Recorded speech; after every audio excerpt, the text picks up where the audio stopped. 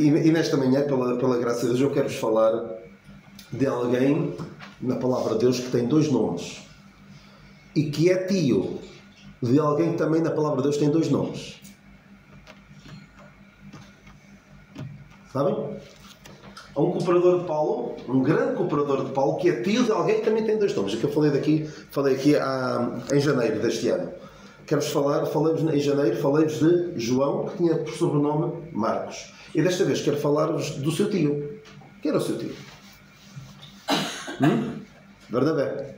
Que tem outro nome. José. Vamos ver então em Atos 4:36. Atos 4:36.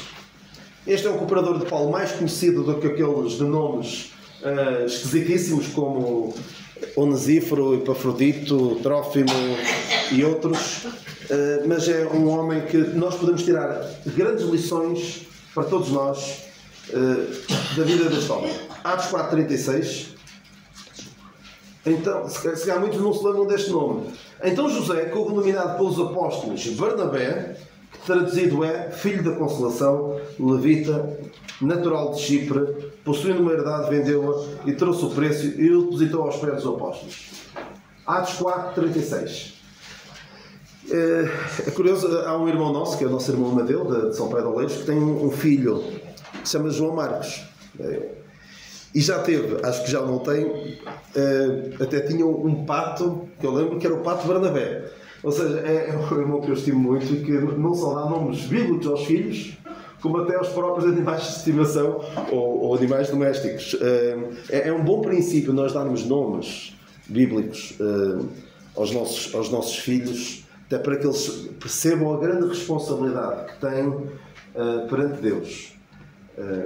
E eu tenho pelo menos um irmão que tem um nome bíblico e espero que o Senhor toque no seu coração para ele perceber que não está a honrar, com a sua vida não está a honrar o nome que tem. Então,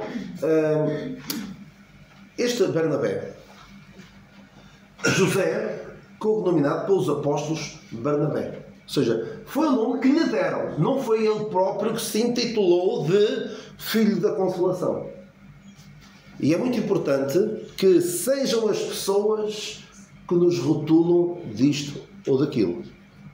Já vos falei várias vezes de... Paulo fala de alguns dos seus cooperadores, fala irmão amado e fiel ministro. Mas há alguns que gostam de ostentar títulos.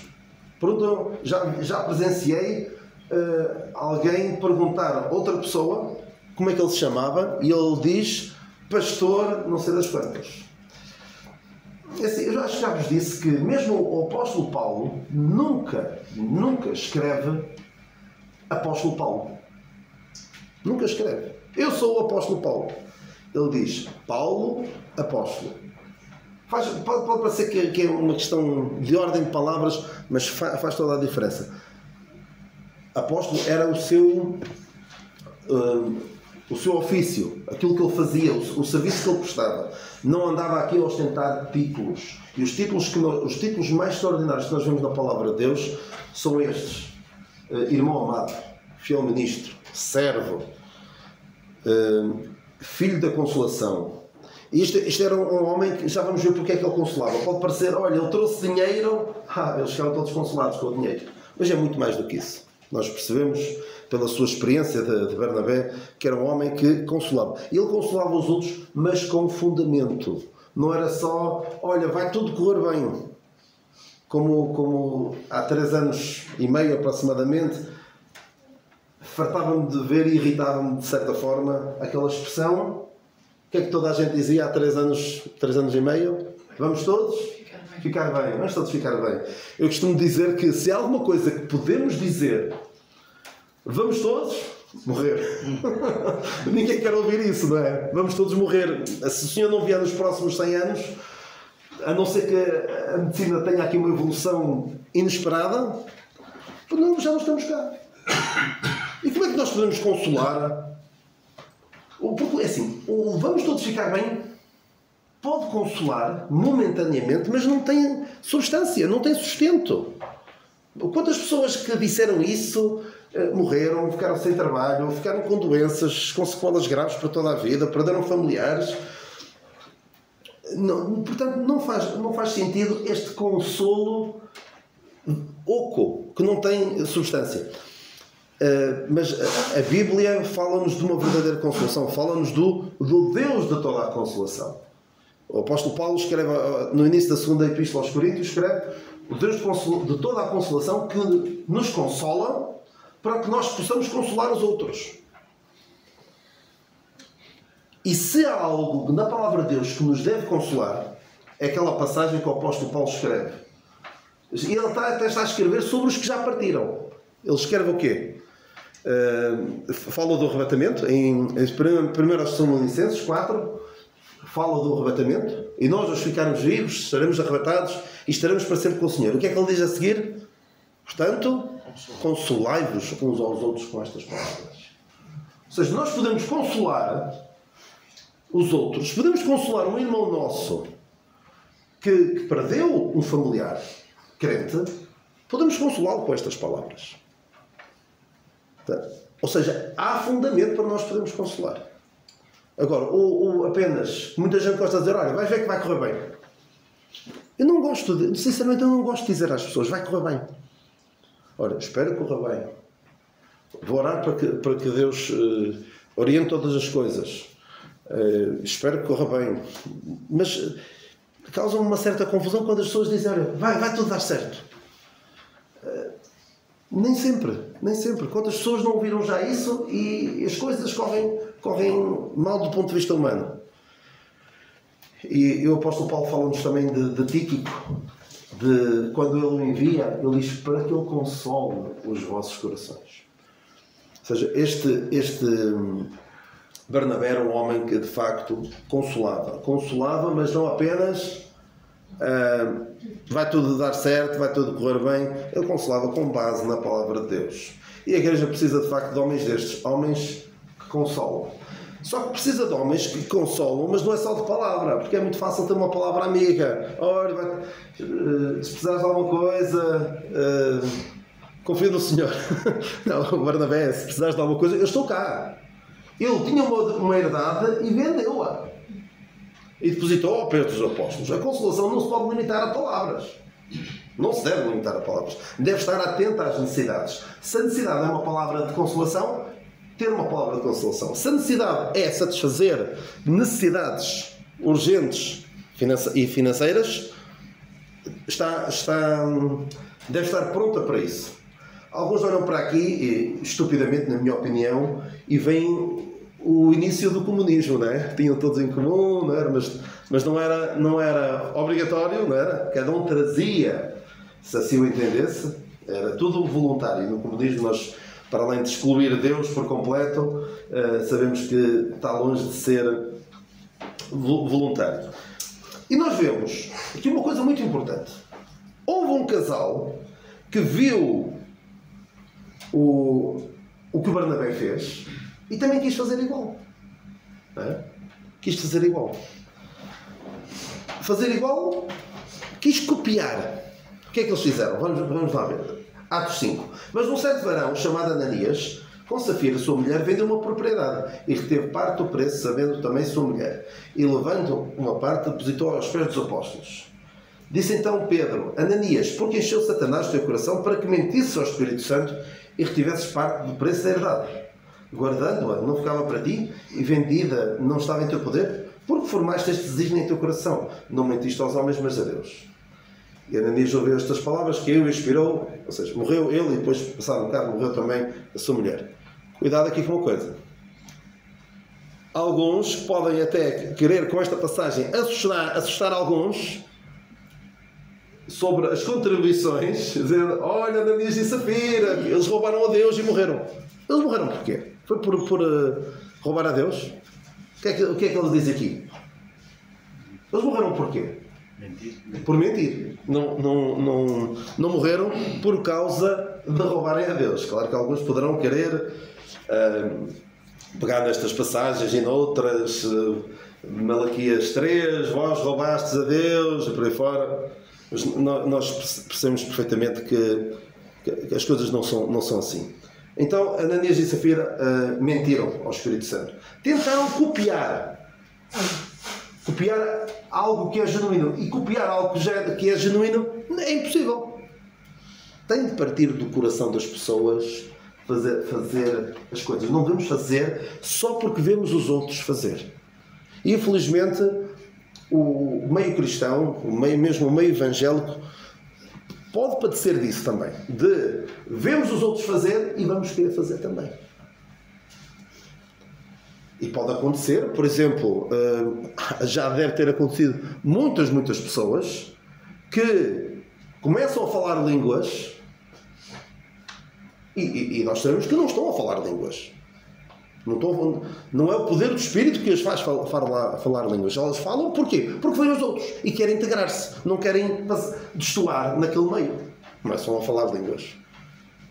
E quantos não serão batizados por ver os outros? E quantos não... Eu já vos disse isto. Eu, quando comecei a participar na Ceia do Senhor, foi por ver os outros. Os outros já estavam a participar na Ceia do Senhor e, precocemente, tinha na altura acho que 13 ou 14 anos, comecei a participar na Ceia do Senhor.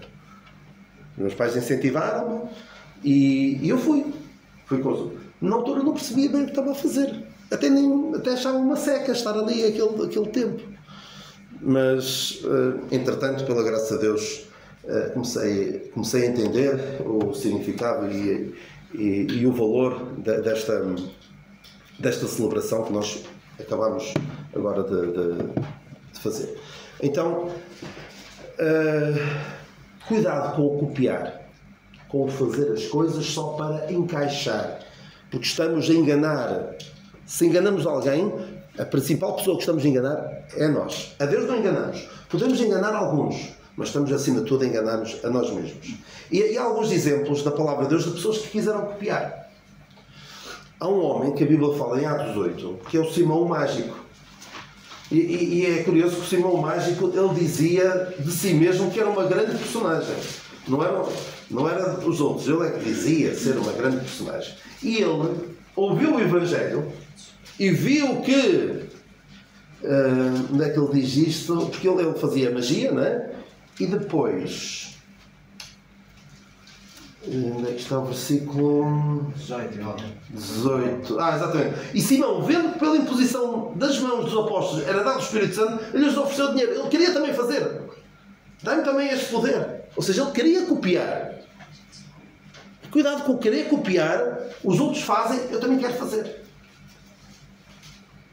Isso é religião. Isso é engano. Não tem nada de genuíno. E houve outros, em Atos 19, em Éfeso, que viam as maravilhas que Paulo fazia. Esta história é pouco conhecida. Os filhos de Seba, que eram os filhos de Seba... eram o principal dos sacerdotes, exatamente. Paulo fazia aquela passagem em que Paulo até lenços e aventais se levavam do corpo de Paulo aos enfermos e ele curava tudo. E eles, estes filhos de 7 homens, filhos de Seba, foram também querer expulsar demónios. E foram ter com um endemoniado e ele respondeu-lhes e disse: conheço a Jesus e bem sei quem é Paulo, mas vós quem sois? E ele deu-lhe este endemoniado, deu-lhes um encher de porrada, passa a expressão, e eles aprenderam. Eles aprenderam, espero que tenham aprendido a lição. Não se pode copiar a fé. Mas há um exemplo na palavra de Deus de alguém que tinha uma fé, não era fingida, mas essa fé já tinha habitado na sua mãe e na sua avó. Timóteo, vamos a Timóteo, 1 Timóteo ou 2 Timóteo? Agora eu tenho aqui 1 Timóteo, mas já esqueço. É segunda. 2 Timóteo 1,5. Trazendo à memória a fé não fingida que em ti há, a qual habitou primeiro na tua avó Loida e na tua mãe Eunice, e estou certo também habita em ti. Não é uma fé fingida, não é uma fé só por ver os outros andar. E E é muito importante este privilégio que este homem teve de viver num ambiente em que a palavra de Deus era valorizada e que, como o próprio apóstolo Paulo diz, tornou-o sábio para a salvação. Então, cuidado com copiar, só por ver os outros. Barnabé, além de ser o filho da consolação, eu costumo chamar-lhe um construtor de pontes. Eu vou explicar porque é que chamo construtor de pontes. Porque em duas situações, vamos ver esta primeira e depois uma outra, ele conseguiu conciliar pessoas ou grupos que era difícil de os conciliar. E vamos ver isso rapidamente. Vai ter de ser assim muito ao de leve. Em Atos 9 nós vemos que Paulo converteu-se. E Paulo, quando se converteu e teve de fugir de Damasco, ele quis ir ter com os crentes em Jerusalém. E foi ter com os crentes em Jerusalém, e os crentes em Jerusalém ficaram todos contentes. Olha que bom, Paulo converteu-se, anda cá para a nossa beira. Não. O que é que diz a palavra de Deus? Eles o temiam, não querendo que fosse discípulo, porque ele tinha perseguido os crentes, agora diz que é crente. Isto se calhar é mais uma estratagema para nos deitar a mão. E quem é que foi aqui importante?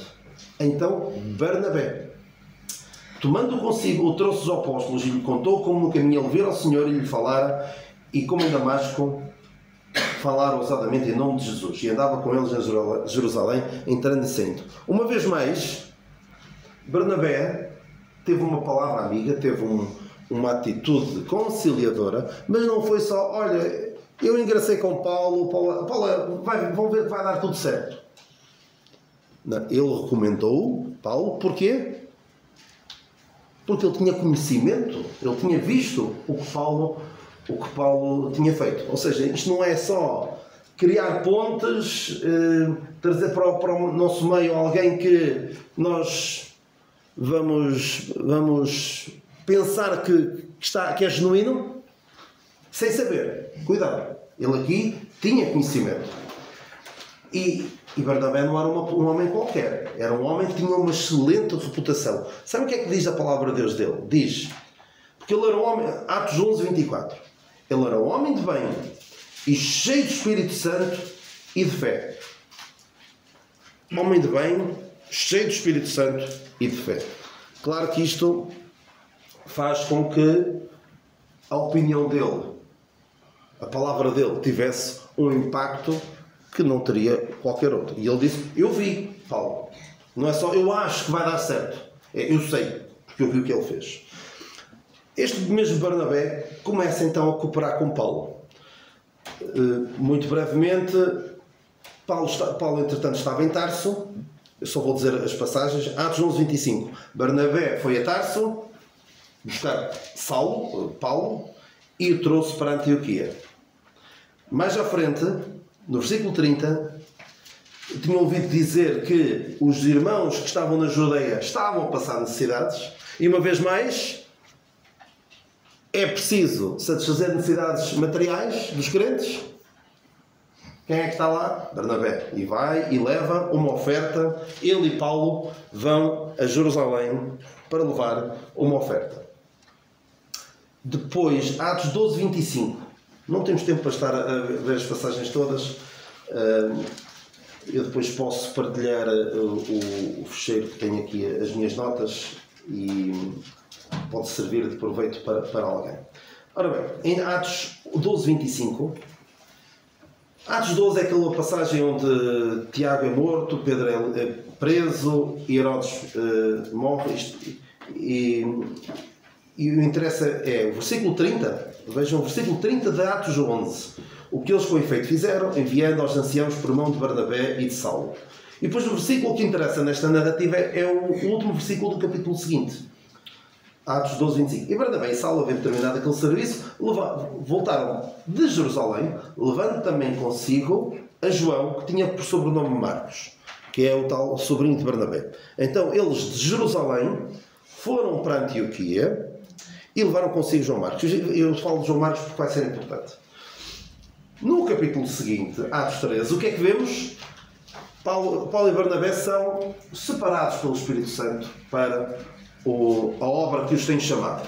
E lá vão eles na chamada primeira viagem missionária, em que vão a várias terras pregar o Evangelho. E quem é que foi com eles? João Marcos. João Marcos foi com eles e tinham também a João como cooperador, em Atos 13:5. Mas João, como eu já vos falei na penúltima vez que estive aqui convosco, voltou para casa. Imaturo, sem grande experiência, queria acompanhar o tio nas viagens dele, mas achou que aquilo não era bem aquilo que ele queria. Então, volta para trás. E falo dele porque vai ser importante mais à frente. Então, Paulo e Barnabé vão pregar o Evangelho, passam perigos enormes. Paulo acaba por ser apedrejado, só param de o apedrejar porque pensam que ele já estava morto, ou seja, tiraram tantas pedras, pensaram, já deve estar morto, e deixaram, senão ele tinha, se não soubessem que ele estava morto, se calhar tinham continuado, e passaram grandes perigos. Barnabé é citado por Paulo em 1 Coríntios. O que é que ele diz a dada altura? Sobre os direitos dos apóstolos, ele diz assim, 1 Coríntios 9:4. Não temos nós direito de comer e de beber? Não temos nós direito de levar connosco uma mulher irmã, como também os demais apóstolos e os irmãos do Senhor e Cefas? Eu não percebo como é que dizem que Pedro nunca casou, fala da sogra, fala aqui que tinha uma mulher irmã. Não. Ou só eu e Barnabé não temos direito de deixar de trabalhar? Esta passagem dá-me a entender que Paulo e Barnabé continuaram a trabalhar enquanto pregavam o Evangelho. Paulo, nós sabemos que construía tendas. Eu ia dizer que Barnabé construía pontes.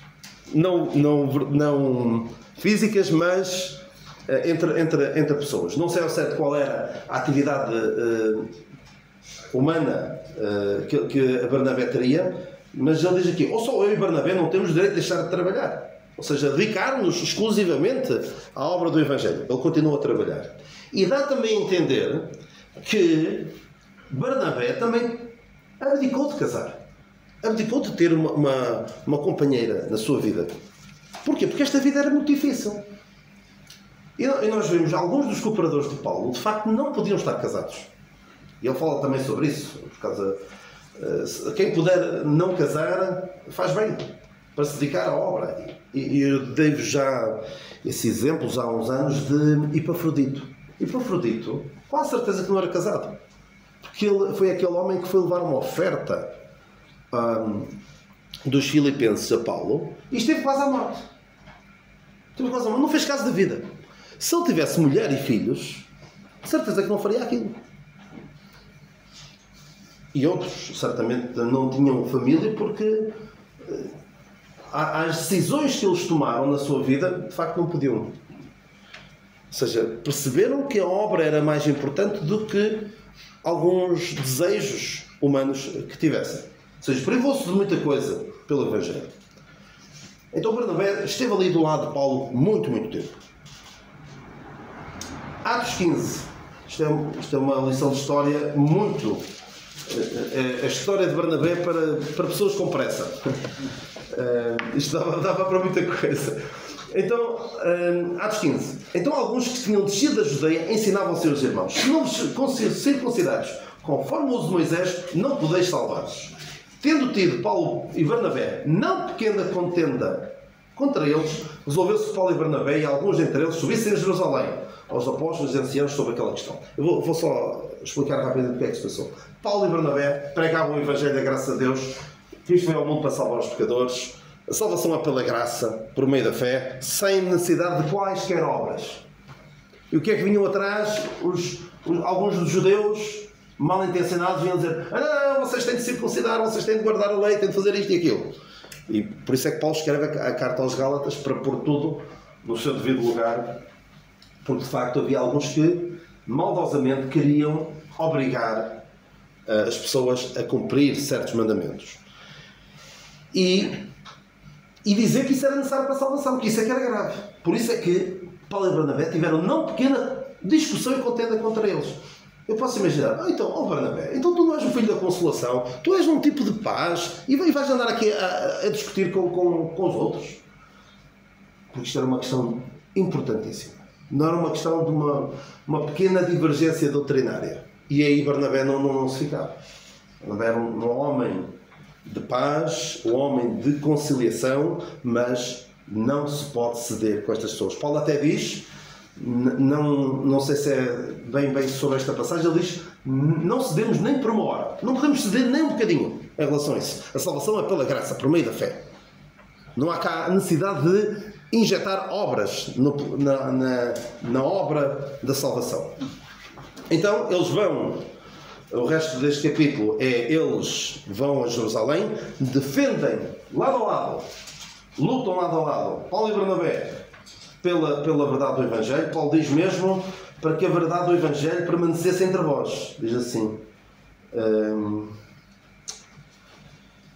exatamente, Atos 2,5, aos quais nem ainda por uma hora cedemos com sujeição, para que a verdade do Evangelho permanecesse entre vós. Então ficou claro que os gentios não precisam de estar sujeitos a quaisquer mandamentos, a quaisquer obras. Os judeus podem fazer essas coisas, podem circuncidar-se, podem fazer essas coisas, mas ninguém deve dizer a um gentio, olha, tu precisas também disso, senão estás em falta. Isto era gravíssimo. Isto que eu acabei de dizer é importante para o episódio seguinte. Barnabé volta a aparecer em cena em Gálatas 2. Gálatas 2, o que acontece? Mau feitio de Paulo? Não teria um feitio assim muito fácil. Sabemos que não era um feitio, não era uma pessoa tão amistosa, provavelmente, tão consoladora em termos... Se calhar não era um trato tão fácil quanto o de Barnabé. E por isso é que era importante eles andarem juntos, porque um tinha um temperamento, outro tinha outro, e os dois juntos faziam uma bela equipa. Mas, a dada altura, o que é que aconteceu? Um episódio muito sucintamente o que aconteceu. Depois deste acontecimento em Jerusalém, em que Paulo e Barnabé deixaram claro os gentios são como os judeus, podem ser salvos como os judeus e não precisam de obras da lei para nada. Paulo chega a Antioquia e Pedro estava lá. Pedro, que também tinha estado em Jerusalém, sabia de tudo isto que Paulo ensinava. E estava a comer com os gentios. Pedro e os gentios, todos juntos. Entretanto, chegam alguns, versículo 12, chegam alguns da parte de Tiago, lá de Jerusalém, e quando viu alguns da parte de Tiago a chegar, Pedro afastou-se dos gentios. Ou seja, imaginem estar à mesa com alguém que diz ser vosso amigo, que diz que está tudo bem entre vocês. Chega uma terceira pessoa e essa pessoa levanta-se da mesa e já não está convosco por causa da pessoa que chegou. Vocês, pensava que estava bem com eles, pensava que éramos amigos, pensávamos que éramos próximos. Ora, afinal, estava enganado. O que é que os gentios ficaram a pensar? Para Pedro sair da nossa beira é porque se calhar falta-nos alguma coisa. Se calhar o facto de sermos gentios, há qualquer coisa aqui que falta em nós. Para Pedro estar a agir desta maneira. E Paulo salta-lhe a tampa, por assim dizer. Diz assim, e chegando Pedro a Antioquia, lhe resisti na cara, porque era repreensível. Muito grave. Isto parece que é um mau feitio de Paulo. Não é. Era a verdade do Evangelho que estava em causa. Pedro estava com aquela ação a dizer, gentios, falta-vos alguma coisa. Em relação a nós, judeus. Nós temos a lei, temos a circuncisão, temos estas coisas, vocês estão em falta. Pedro, com aquela atitude, estava a pôr em causa a verdade do Evangelho. E aqui o que eu queria salientar era versículo 13. E outros judeus também dissimulavam com ele, com Pedro, de maneira que até Barnabé se deixou levar pela sua dissimulação. Até Barnabé. Imaginem, um homem de Deus, um homem que lutou lado a lado com Paulo, deixou-se levar também. No momento, deixou-se levar, pelo exemplo de Pedro, deixou-se levar também. é um exemplo de um crente de referência que pode levar outros crentes, mesmo experientes, a cair. Pedro era uma referência. Barnabé viu Pedro e ficou ali um bocado: o que é que eu faço agora? Mas, se calhar esqueceu-se por um bocadinho daquilo que sabia, mas viu Pedro a ter aquela atitude e foi com ele. Nós podemos, com as nossas atitudes, levar outras pessoas que nos têm como referência ou que valorizam aquilo que nós dizemos ou fazemos a ir atrás. E é um princípio que eu tenho. Não estou a dizer que não falha, mas é algo que eu gostaria que nunca ninguém pudesse dizer de mim. Mas o Daniel também fez. Não sei se estão a perceber a ideia. Há coisas que, por vezes, alguns usam como desculpa para uma determinada atitude que estará certa, não estará certa.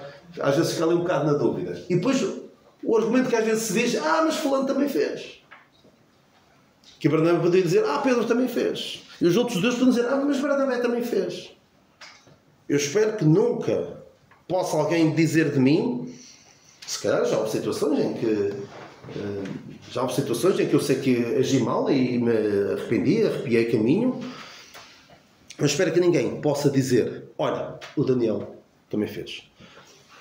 Último episódio de Barnabé, a última vez que vemos Barnabé na Bíblia. Eu não vou deter muito agora com isso, porque quando falei de João Marcos, falei-vos disso. Há ali uma altura, depois deste episódio, penso eu, em que Paulo fala com Barnabé e diz: vamos visitar as igrejas outra vez. E Barnabé disse: boa, vamos, mas gostava de levar Marcos connosco. E Paulo diz: não vamos levar Marcos. Marcos já nos deixou mal. Lembram-se do Marcos, foi acompanhar o tio e tal. E diz a palavra de Deus que gerou contenda tal entre eles que se apartaram um do outro. E é interessante que isto é em Atos 15. Começa o capítulo com uma contenda entre Paulo e Barnabé com os judeus e termina com uma contenda entre Paulo e Barnabé. Ou seja, e a contenda foi tal, não deve ter sido bonito de se ver. E provavelmente nunca mais se viram. Nunca mais se encontraram um com o outro. Porquê? Porque Paulo pegou em Silas, seguiu a viagem recomendado pelos irmãos, diz a palavra de Deus, e Barnabé pega em João Marcos e vai para Chipre, para a terra natal dele. E se a palavra em primeiro lugar, quem é que tinha razão? É assim, Marcos talvez já tivesse mudado um bocadinho, Barnabé sabia, Paulo não sabia, Paulo não quis correr o risco, Barnabé puxava-lhe o lado familiar, que é sempre complicado quando o lado familiar nos chama para sermos mais condescendentes com a nossa família. Mas o que é importante é que houve proveito para o Evangelho. Porque Paulo e Silas foram para um sítio, apanharam pelo caminho quem? Logo a seguir. Apanharam quem? Tinham-se dado mal com aquele ajudante, que era o João Marcos, e Paulo logo a seguir encontra Timóteo. Exatamente. E se calhar se tivesse levado João Marcos, não tínhamos o Timóteo. Portanto, terá sido bom. E quem lê só Atos pensa assim: Barnabé e Marcos foram para o clima mediterrâneo de Chipre, para a praia, e ficaram lá. Não. Pelo que nós lemos depois nas epístolas de Paulo e também na de Pedro, percebemos que Marcos foi muito útil. Lembram-se daquela passagem? Traz-me Marcos porque me é muito útil para o ministério. O que é que aconteceu? Tenho quase certeza. Novamente, Barnabé, o construtor de pontes, estabeleceu a ponte entre Paulo e João Marcos. Eu disse-vos outra vez que se fosse eu a ir se eu fosse Barnabé e fosse com Marcos num barco para Chipre,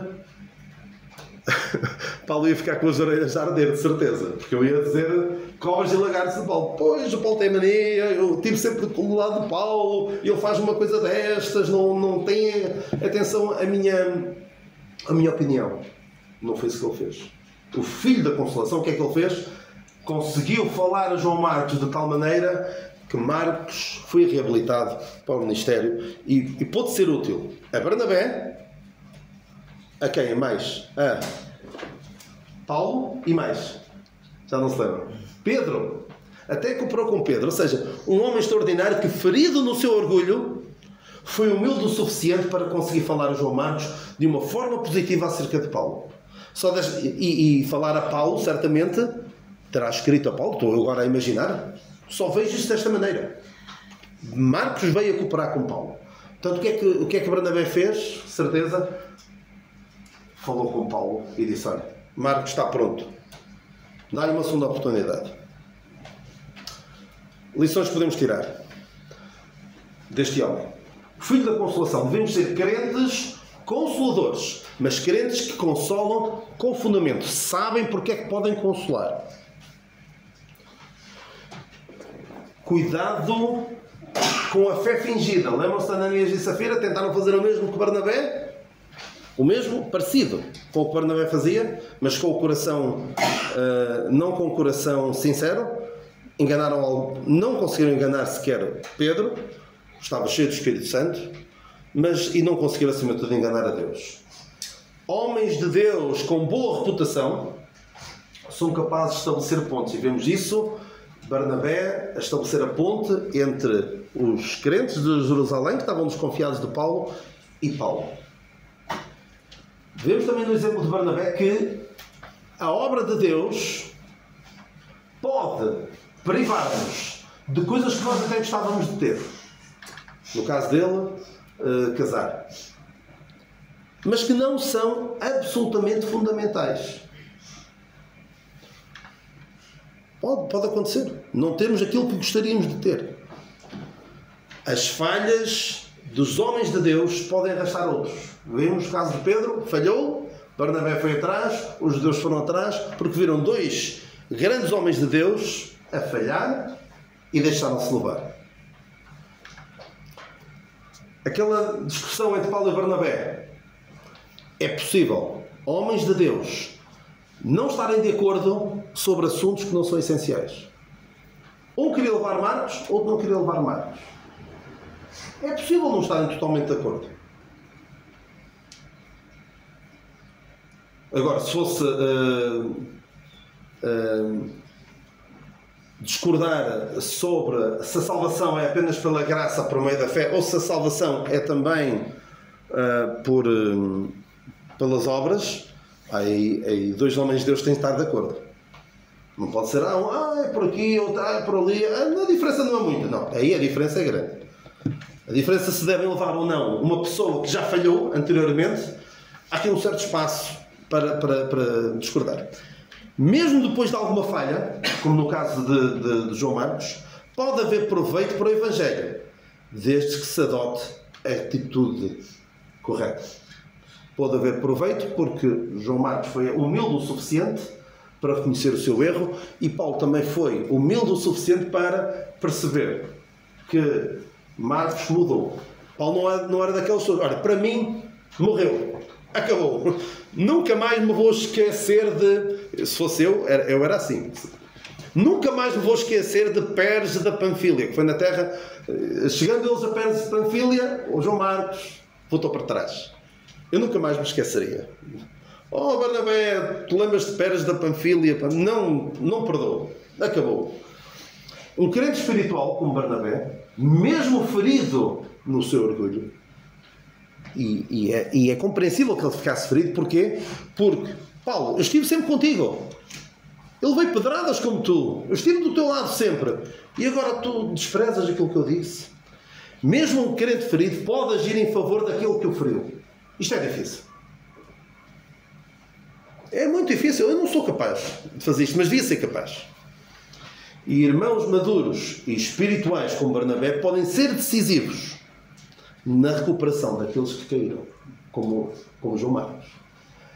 A igreja precisa urgentemente de Barnabés, de pessoas, filhos da consolação, pessoas que estabelecem pontes.